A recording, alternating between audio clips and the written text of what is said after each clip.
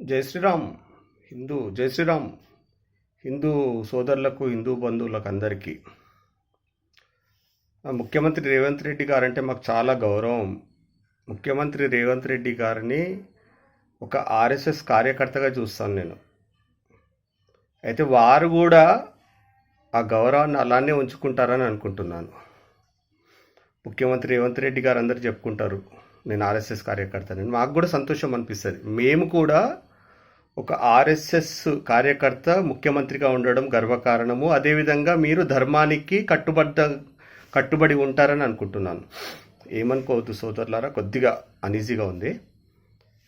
అయితే ముఖ్యమంత్రి గారు, మీకు మన రాష్ట్రంలో చాలా పనులున్నాయి, మీరు చేయాల్సిన పనులు. మీరు అదేదో హైడ్రా పీడ్రా అని అంటున్నారు కదా, అట్లాంటివి మీ కరెక్ట్ లెక్క ప్రకారం చేయండి. మీరు అందరి చెరువులు కబ్జా చేసుకున్నారని, వాళ్ళ చెరువు కబ్జా చేసుకున్న వాళ్ళ ఇల్లులు కూడా ఓడుతున్నారు. చాలా గొప్ప విషయం, చాలా మంచి విషయం. మీరు మీ యొక్క ఆ శక్తిని మీరు ఎంఐఎం నాయకుల మీద ఎందుకు చూపించలేకపోతున్నారు? ఎంతమంది మీకు ఓల్డ్ సిటీలో ఎన్ని చెరువులు కబ్జా చేయబడ్డాయి? ఫాతిమా కాలేజ్ గురించి మీరు ఏం చేస్తున్నారు? ఒక్కసారి మీరు స్పందిస్తారని అనుకుంటున్నాను.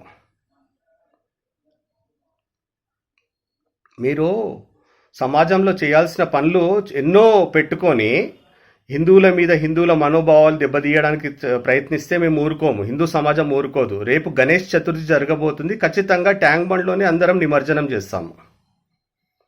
మీరు పోలీసు వాళ్ళతో అక్కడ ఫ్లెక్సీలు చేస్తే ఇక్కడ ఎవరు భయపడే వాళ్ళు లేరు. హిందువులు ఎవరు గాజులు వేసుకొని కూర్చునే వాళ్ళు లేరు.